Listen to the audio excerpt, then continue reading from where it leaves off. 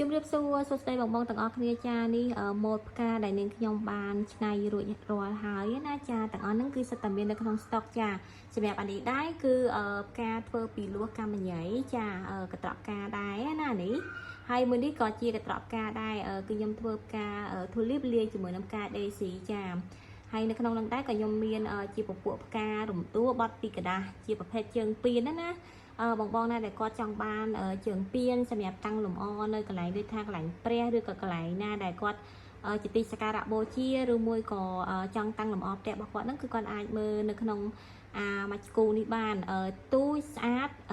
រូបរាងគេនៅខាងក្រៅគឺខ្ជូតមែនតែនចាហើយសម្រាប់បងប្អូនដែលគាត់ចង់បានដូចជាពពួកកត្រកផ្កាគាត់អាចមើលជាពីម៉ូតនេះបានណាចានឹងខ្ញុំទៅតារៀបចំតុបតែងរួចរាល់ហើយបងបងពេញចិត្តមួយណាបងអាច